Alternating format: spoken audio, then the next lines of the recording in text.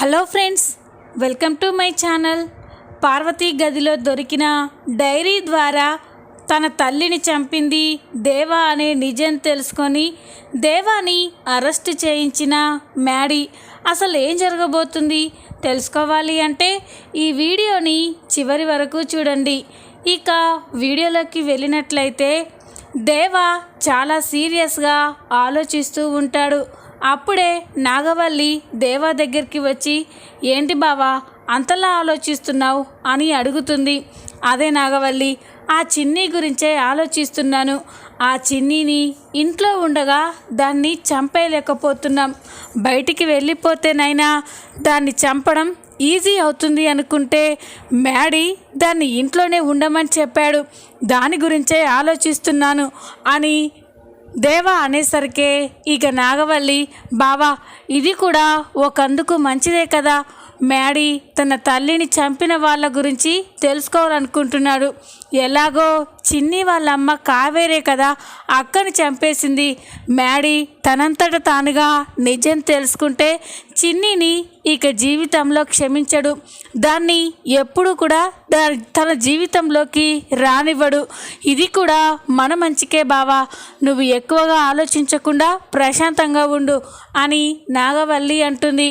ఇక దేవా అయితే మనసులో అనుకుంటూ ఉంటాడు, ప్రశాంతంగా ఎలా ఉండమంటావు నాగవల్లి?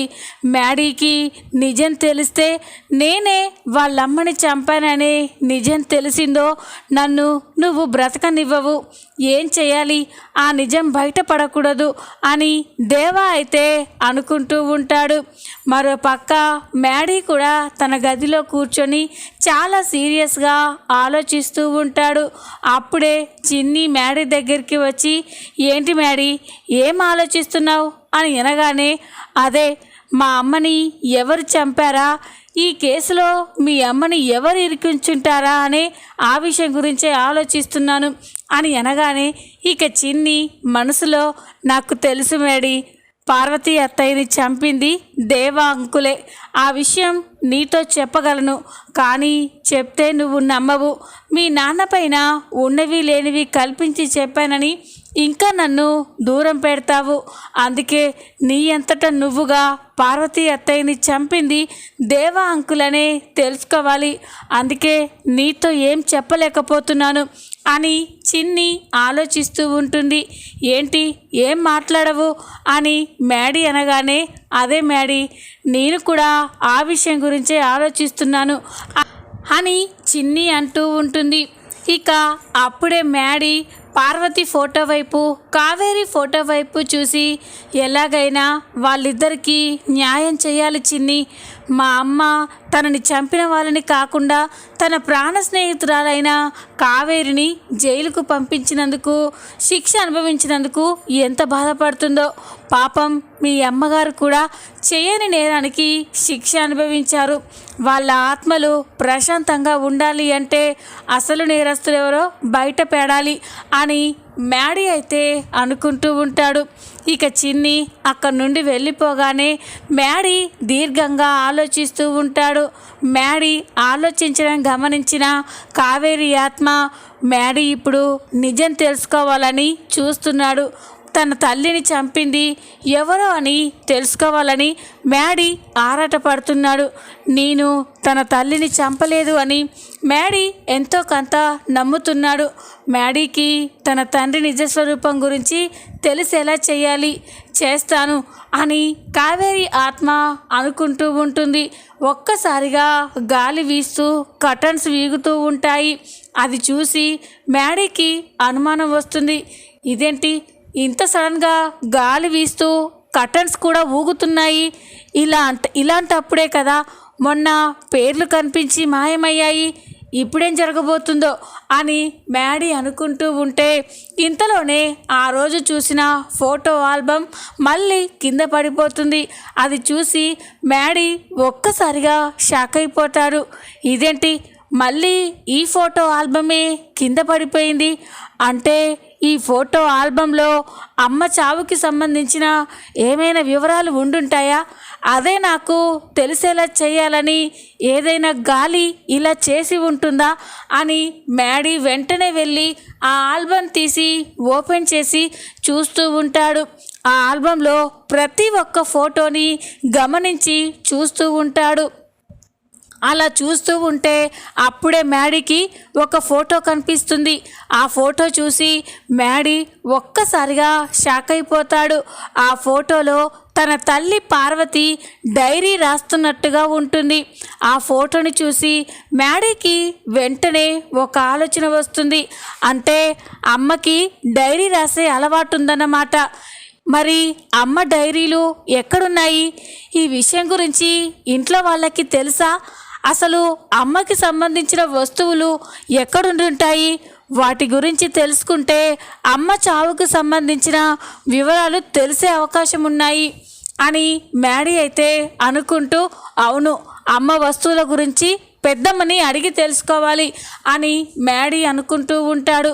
ఇక ఉదయం కాగానే మ్యాడీ తన బెడ్రూమ్లో ఉండగా అప్పుడే ప్రమీల కాఫీ తీసుకొని వస్తుంది. ప్రమీల కాఫీ తీసుకొని రాగానే, ఏంటి పెద్దమ్మ, కాఫీ నువ్వు తీసుకొచ్చావేంటి? చిన్ని ఎక్కడా అని అనగానే, చిన్ని పూజ చేస్తుంది మ్యాడీ, తనని ఎందుకు డిస్టర్బ్ చేయడమని నీకోసం నేనే కాఫీ కలిపి తీసుకొచ్చాను అని ప్రమీల మ్యాడీకి కాఫీ ఇస్తుంది. మ్యాడీ కాఫీ తీసుకొని ప్రమీలతో, పెద్దమ్మ అని అనగానే, ఏంటి నాన్న అని అంటుంది. పెద్దమ్మ, నాకొక కొన్ని వివరాలు కావాలి అని అనగానే, వివరాలా? దేని గురించి మ్యాడీ అని అడుగుతుంది. అమ్మకు సంబంధించిన వస్తువుల గురించి అని అనగానే ప్రమీల ఒక్కసారిగా షాక్ అయిపోతుంది. ఏంటి నాన్న నువ్వనేది అని అంటూ ఉంటే, అవును పెద్దమ్మ, అసలు మా అమ్మకి సంబంధించిన వస్తువులు ఎక్కడున్నాయి? నేను ఎప్పుడూ కూడా చూడలేదు అని అనగానే, ఇన్ని రోజులకి మీ అమ్మకి సంబంధించిన వస్తువుల గురించి నీకేంటి పని మ్యాడీ అని ప్రమీల అడగగానే, తెలుసుకోవాలి పెద్దమ్మ, తెలుసుకోవాల్సిన అవసరం వచ్చింది. అసలు అమ్మ చావుకి కారణం అమ్మ వస్తువులకి ఏదో సంబంధం ఉండే ఉంటుంది. చెప్పు పెద్దమ్మ, అమ్మకి సంబంధించిన వస్తువులు ఎక్కడున్నాయి అని అనగానే ఇక ప్రమీల, మీ అమ్మకి సంబంధించిన వస్తువులన్నీ కూడా పైన మీ అమ్మ గదిలోనే ఉన్నాయి నాన్న. మీ అమ్మ చనిపోయినప్పటి నుండి తన వస్తువులన్నీ అదే గదిలో వేసి లాక్ చేశాము. మళ్ళీ ఇప్పటి వరకు ఆ గదిని ఓపెన్ చేయలేదు అని అనగానే ఇక మ్యాడీ, పెద్దమ్మ, నాకొక్కసారి ఆ గదికి సంబంధించిన కీస్ కావాలి అని అనగానే, అలాగే మ్యాడీ, మీ అమ్మ చావు గురించి తెలుసుకోవాలని ఇంతలా ఆరాటపడుతున్నావు, ఖచ్చితంగా ఆ గది తాళాలు నీకు ఇస్తాను అని ప్రమీల చెప్పి అక్కడి నుండి వెళ్ళిపోతుంది. ఇక మ్యాడీ అయితే ఆలోచిస్తూ ఉంటాడు. ఈ విషయం ఇంట్లో ఎవ్వరికీ తెలియకూడదు. తెలిస్తే నన్ను అమ్మ గదిలోకి వెళ్ళనివ్వడు. నేను ఎవ్వరికీ తెలియకుండా అమ్మ గదిలోకి వెళ్ళి అమ్మ వస్తువుల గురించి చూడాలి. ముఖ్యంగా అమ్మ రాసిన ఆ డైరీలో ఏముందో తెలుసుకోవాలి. అమ్మని హత్య చేయాలి అనుకున్న వాళ్ళు ముందు నుంచే అమ్మకు తెలిసే ఉంటుంది. వాళ్ళ గురించి తన డైరీలో ఎక్కడైనా రాసుకునే ఉంటుంది అని చెప్పి ఇక మ్యాడీ అయితే అనుకుంటూ ఉంటాడు.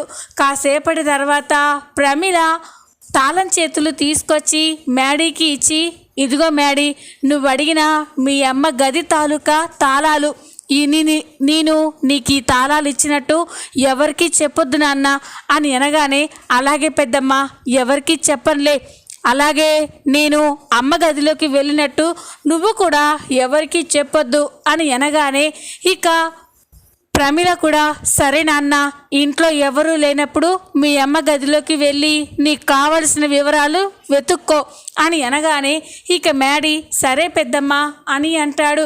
ఇంట్లో ఎవరూ లేని సమయంలో మ్యాడీ ఎవ్వరికీ తెలియకుండా పైన ఉన్న పార్వతి గదిలోకి వెళ్తాడు.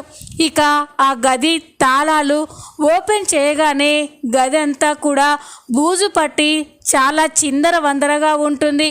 మ్యాడీ ఆ గది ఓపెన్ చేయగానే బాగా దగ్గు వస్తూ ఉంటుంది.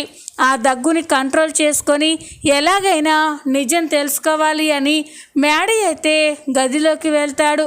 మ్యాడీ గదిలోకి వెళ్ళగానే ఆ గదిలో పార్వతీదేవ కలిసున్న ఫోటో, పార్వతి దిగిన ఫోటోలు అవన్నీ కూడా గది నిండుగా ఉంటాయి. అది చూసి మ్యాడీ అయితే ఒక్కసారిగా ఎమోషనల్ అయిపోతాడు. పార్వతి చిన్నప్పుడు మ్యాడీని ఎంతలా ప్రేమగా చూసుకునేదో, ఎంత అల్లారు ముద్దుగా పెంచేదో అవన్నీ కూడా ఫోటోల రూపంలో పార్వతి గదిలో కనిపించేసరికే మ్యాడీ అయితే ఎమోషనల్ అయిపోతూ ఉంటాడు. ఇక పార్వతి ఫోటోని చూసి ఆ ఫోటోని చూస్తూ చాలా బాధపడుతూ ఉంటాడు. అమ్మా, నీ ప్రేమని నాకు దక్కకుండా చేశారమ్మా. ఆ రోజు ఏం జరిగిందో ఎవరికీ తెలీదు. చిన్ని వాళ్ళ అమ్మే నిన్ను చంపింది అని అందరూ అంటున్నారు. కానీ నా మనసు ఎందుకో అది ఒప్పుకోవడం లేదు. ఆ నిజాలు తెలుసుకోవడం కోసమే ఈరోజు నేను ఈ గదిలోకి వచ్చానమ్మా. ఎలాగైనా నువ్వే నాకు ఏదో ఒక ఆధారం దొరికేలా చెయ్యి అని చెప్పి మ్యాడీ అనుకొని చాలా బాధపడుతూ వెతుకుతూ ఉంటాడు. అలా వెతుకుతూ అక్కడే ఉన్న ఒక కబోర్డ్ని ఓపెన్ చేసి అందులో కూడా మొత్తం వెతుకుతూ ఉంటాడు. అలా వెతుకుతూ ఉంటే అప్పుడే అందులో నుండి ఒక డైరీ కింద పడిపోతుంది. మ్యాడీ ఆ డైరీని తీసి చూసేసరికే అది తన తల్లి రాసుకున్న డైరీ అని తెలుస్తుంది. ఇక మ్యాడీ ఒక్కసారిగా సంతోషపడుతూ ఇదే అమ్మ తను రోజు రాసుకున్న డైరీ ఇదే. ఈ డైరీ చదివితే అసలు అమ్మ జీవితంలో ఏం జరిగింది, అమ్మని ఎవరు చంపాలనుకున్నారు, అదంతా తెలిసే అవకాశం ఉంది అని డైరీని ఓపెన్ చేస్తూ ఉంటాడు. డైరీని ఓపెన్ చేస్తూ ఉండగానే బయట ఏదో అలికిడవ్వడంతో మ్యాడీ ఒక్కసారిగా షాక్ అయిపోయి, లేదు ఈ డైరీని ఇప్పుడు చదవద్దు, నా గదిలోకి తీసుకెళ్ళి రాత్రి మొత్తం చదవాలి అని మ్యాడీ అనుకొని ఆ డైరీని తీసుకొని మళ్ళీ బయటికి వచ్చి ఎప్పట్లాగానే పార్వతి గదికి లాక్ చేస్తాడు. ఆ డైరీని ఎవరికి కనిపించకుండా భద్రంగా తీసుకెళ్ళి తన గదిలో దాచుకుంటాడు. ఇక రాత్రి కాగానే అందరూ నిద్రపోతూ ఉంటారు. మ్యాడీ మాత్రం తన తల్లి రాసిన డైరీ చదవడం కోసం నిద్రపోకుండా మెలకువతోనే ఉంటాడు.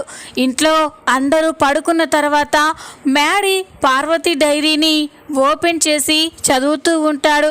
అందులో పార్వతి తన జీవితం గురించి చాలా విషయాలు రాసుకుంటుంది. ముఖ్యంగా కావేరి పార్వతిల స్నేహం గురించి చాలా గొప్పగా రాసుకుంటుంది. కావేరి అంటే తనకి ఎంత ఇష్టమో, కావేరికి తను అంటే ఎంత ఇష్టమో అదన్నీ కూడా ఆ డైరీలో రాసుకుంటుంది. కావేరి తను ప్రాణ స్నేహితులని, ఇద్దరం ఒకరిని విడిచి ఒకరం ఉండలేము అని, అంతేకాకుండా ఎవరికి చిన్న ఆపదొచ్చినా కూడా తట్టుకోలేమని పార్వతి అయితే తన డైరీలో పూర్తిగా రాసుకుంటుంది. అలా రాస్తూ ఉండగా ఇంతలోనే ఒక పేజీ వస్తుంది. ఆ పేజీలో ఉన్న మ్యాటర్ చదువుతూ మ్యాడీ కళ్ళు ఎర్రబడుతూ ఉంటాయి. ఆ పేజీలో పార్వతి చాలా బాధగా ఎమోషనల్గా రాసుకుంటుంది. ఇన్ని రోజులు నా జీవితం ఆనందంగా అందంగా ఉంది అనుకున్నాను. నా భర్త మంచివాడు అని ఎంతో మురిసిపోయాను. నాకు బంగారం లాంటి కొడుకున్నాడు. నా భర్త, నా కొడుకు, ఇదే నా ప్రపంచం అనుకున్నాను. కానీ ఉన్నట్టుండి నా భర్తలో మరొక మనిషిని చూస్తున్నాను. ఆస్తి కోసం నన్ను వేధించడం మొదలుపెట్టాడు. నా పేరు మీద మా నాన్న రాసిన యావత్ ఆస్తిని నా పేరు మీదకి రాయమని నా భర్త రోజు నన్ను టార్చర్ పెడుతున్నాడు. అవసరమైతే ఆస్తి కోసం నన్ను చంపడానికైనా వెనకాడకుండా నా భర్త మూర్ఖంగా ప్రవర్తిస్తున్నాడు. రాను రాను ఏం జరుగుతుందో ఏమోనని నాకు చాలా భయంగా ఉంది. అంతేకాదు, నా భర్త ఆస్తి కోసం నన్నేమైనా చేస్తే నా బిడ్డ మహి తల్లి లేని అనాథ అవుతాడని నాకు భయంగా ఉంది. ఏం చెయ్యాలో అర్థం కావట్లేదు. ఆ దేవుణ్ణి నా బిడ్డకి నన్ను దూరం చెయ్యొద్దు అని వేడుకోవడం తప్ప నేనేమీ చేయకుండా ఉన్నాను అని పార్వతి తన డైరీలో రాసుకున్న విషయం చదివి మ్యాడీ అయితే ఒక్కసారిగా షాక్ అయిపోతాడు. ఇదేంటి, అమ్మ నాన్న గురించి ఇలా రాసుకుంది. నాన్నకి అమ్మ అంటే ప్రాణమని, అమ్మ చనిపోయినందుకు నాన్న ఎంతో బాధపడ్డానని ఎన్నోసార్లు చెప్పాడు. మరి అలాంటి నాన్న ఆస్తి కోసం అమ్మని వేధించడం ఏంటి, చంపడానికి కూడా వెనకాడకపోవడం ఏంటి? ఇదంతా చూస్తూ ఉంటే అమ్మని చంపింది నాన్నే అనిపిస్తుంది. ఆస్తి కోసం అమ్మ పేరు మీద ఉన్న ఆస్తి మొత్తం తన పేరు మీద రాయించడం కోసమే నాన్న అమ్మని చంపాడనిపిస్తుంది. అమ్మని చంపి ఆ నేరాన్ని ఏ పాపం తెలియని కావేరి పైన వేశారని అర్థమవుతుంది. డాడీ ఇంత దుర్మార్గుడా అని మ్యాడీ అనుకుంటూ ఉంటే అప్పుడే కావేరి ఆత్మ మ్యాడీ ముందుకు వస్తుంది. మహి, ఇప్పటికైనా నిజమేంటో తెలిసిందా అని అనగానే మ్యాడీ కావేరి ఆత్మని చూస్తూ ఉంటారు. మీరు చిన్ని వాళ్ళ అమ్మ కదా అని అనగానే, అవును మ్యాడీ, నేను కావేరిని, మీ అమ్మని చంపాననుకుంటున్న కావేరిని. ఇప్పటికైనా నేరస్తులు ఎవరో తెలిసింది కదా అని అనగానే ఇక మ్యాడీ షాక్ అయిపోతాడు. నమ్మలేకపోతున్నాను, మా నాన్న అందరి ముందు మంచిగా నటిస్తారు, మా అమ్మ అంటే ప్రాణమని ఎన్నోసార్లు చెప్పాడు. అలాంటి మా నాన్న మా అమ్మని చంపాడంటే నమ్మలేకపోతున్నాను అని అనగానే, చూడు మ్యాడీ, మీ అమ్మని చంపడమే కాదు, మీ నాన్న ఆ నేరం నుండి బయటపడడం కోసం ఎన్నో దారుణాలు చేశాడు. అవి నీకు ఇంకా తెలియలేదు. ఆస్తి కోసమే పాపం పార్వతిని చంపేశాడు. ఆ నిజం నాకు తెలుసు అని నా జీవితాన్ని అల్లకల్లోలం చేశాడు. నన్ను, నా కూతుర్ని, నా భర్తని చంపాలని చూశాడు. నా కూతుర్ని కాపాడి నేను మీ నాన్న చేతిలో ప్రాణాలు పోగొట్టుకున్నాను. నా భర్త చెయ్యని నేరానికి జైలు పాలయ్యాడు. అభం శుభం తెలియని మా అన్నయ్య సత్యం బాబుని కూడా మీ నాన్నే పొట్టన పెట్టుకున్నాడు అని అన్ని విషయాలు చెప్పేసరికే మ్యాడీ అయితే ఒక్కసారిగా షాక్ అయిపోతాడు. నేను నమ్మలేకపోతున్నాను అని అనగానే, నువ్వు నమ్మినా నమ్మకపోయినా ఇదే నిజం మ్యాడీ. నేను చనిపోయినా ఒక ఆత్మని, బ్రతికున్న వాళ్ళపైన లేని నిందలు నేనెందుకు వేస్తాను? నిజానికి మీ నాన్న దుర్మార్గుడు, పైకి మంచిగా కనిపిస్తూ నరరూప రాక్షసుడు అని అంటూ ఉంటే మ్యాడీ ఒక్కసారిగా షాక్ అయిపోతాడు. పార్వతిని చంపి ఆ నేరాన్ని నా పైన వేసి జైలు శిక్ష అనుభవించేలా చేశాడు. ఆయన మాత్రం దర్జాగా దొరబాబులా బయట తిరిగాడు అని అనగానే ఇక మ్యాడీ, లేదండి, మా నాన్న మీకు చేసిన అన్యాయానికి నేను న్యాయం చేస్తాను. రేపే మా నాన్న గురించి నిజం అందరి ముందు బయటపడేలా చేసి మా నాన్నకి శిక్ష పడేలా చేస్తాను అని అనగానే కావేరి అయితే చాలా సంతోషపడుతుంది. అంతేకాదు, మీ కూతురు చిన్ని నా ప్రాణం, నా ప్రాణం ఉండగా మీ కూతురు చిన్నిని నేను వదులుకోను. మీరు మీ కూతురు జీవితం గురించి ఇంకా ఆలోచించిన అవసరం లేదు, ప్రశాంతంగా ఉండొచ్చు అని అనగానే కావేరి చాలా సంతోషపడుతూ, చాలు బాబు, చాలు, నా ఆత్మ ఇప్పుడు శాంతించింది. ఇన్నాళ్ళకి పార్వతిని చంపిన వాళ్ళకి శిక్ష పడుతుంది అంటే అక్కడ పార్వతి ఆత్మ కూడా చాలా సంతోషపడుతుంది. నా కూతురు జీవితానికి కూడా ఎలాంటి బాధ లేదు అని నాకు నమ్మకం వచ్చింది. ఇక నేను ప్రశాంతంగా నా లోకానికి వెళ్ళిపోవచ్చు అని కావేరి చెప్పి ఇక అక్కడి నుండి వెళ్ళిపోతుంది. ఇక మ్యాడీ అయితే దేవా పైన చాలా కోపంతో రగిలిపోతూ ఉంటాడు. అవును, మా నాన్న చిన్ని వాళ్ళ అమ్మకి చేసిన అన్యాయానికి న్యాయం చేయాలి, నాన్న చేసిన తప్పుకి శిక్ష అనుభవించాలి అని మ్యాడీ అనుకుంటూ ఉంటాడు. ఇక ఇంతలోనే ఉదయం అవుతుంది. ఉదయం కాగానే దేవా, నాగవల్లి ఇంట్లో అందరూ కూర్చొని మాట్లాడుకుంటూ ఉంటారు. అప్పుడే ఒక్కసారిగా పోలీసులు అక్కడికి ఎంట్రీ ఇస్తారు. పోలీసులు అక్కడికి రావడం చూసి దేవా, నాగవల్లి ఒక్కసారిగా షాక్ అయిపోతారు. ఇక దేవా ఎస్ఐని చూసి, ఏంటి ఎస్ఐ గారు ఇంత ఉదయాన్నే వచ్చారు, నాతో ఏమైనా పనుందా అని అనగానే, పని కాదు సార్, మిమ్మల్ని అరెస్ట్ చేసి తీసుకెళ్ళడానికే వచ్చాము అని అనగానే దేవా, నాగవల్లి ఒక్కసారిగా షాక్ అయిపోతారు. ఇక నాగవల్లి, ఏం మాట్లాడుతున్నారు? మా బావ ఎవరో తెలుసా? మా బావ రేంజ్ ఏంటో తెలుసా? మా బావ ఈ స్టేట్కి హోమ్ మినిస్టర్, అలాంటి మా బావని అరెస్ట్ చేస్తానంటావా? ఎంత ధైర్యం నీకు అని అనగానే, చూడండి మేడం, దేవా సార్ పైన మాకు కంప్లైంట్ వచ్చింది, అందుకే అరెస్ట్ చేయడానికే వచ్చాము. మీరు మాకు కోఆపరేట్ చేస్తే దేవా సార్ని అరెస్ట్ చేసి తీసుకెళ్తాం అని అనగానే అందరూ షాక్ అయిపోతారు. ఇక దేవా, ఏం మాట్లాడుతున్నావు? నా మీద కంప్లైంట్ రావడం ఏంటి?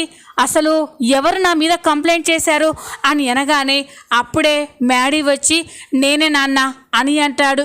మ్యాడీ అలా అనేసరికే అందరూ ఒక్కసారిగా షాక్ అయిపోతారు. మ్యాడీ, ఏంటి నాన్న నువ్వు నా మీద కంప్లైంట్ ఇవ్వడం ఏంటి అని అంటూ ఉంటే ఇక నాగవల్లి కూడా, అవును నాన్న, ఏం జరుగుతుంది? మీ డాడీ మీద నువ్వు కంప్లైంట్ ఇవ్వడం ఏంటి? అసలు ఏమని కంప్లైంట్ ఇచ్చావు అని అనగానే, మా అమ్మని చంపింది డాడీయే అని నేను కంప్లైంట్ ఇచ్చాను మమ్మీ అని అనగానే అందరూ ఒక్కసారిగా షాక్ అయిపోతారు. ఇక దేవా అయితే స్టన్ అయిపోయి చూస్తూ ఉంటాడు. ఇక నాగవల్లి, మ్యాడీ, నీకేమైనా పిచ్చి పట్టిందా? అక్కని చంపింది మీ డాడీ ఏంట్రా?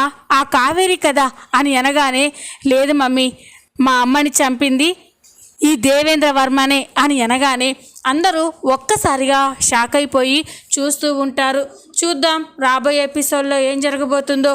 ఈ వీడియో మీకు నచ్చినట్లయితే లైక్ చేయండి, సబ్స్క్రైబ్ చేసుకోండి. Thanks for watching.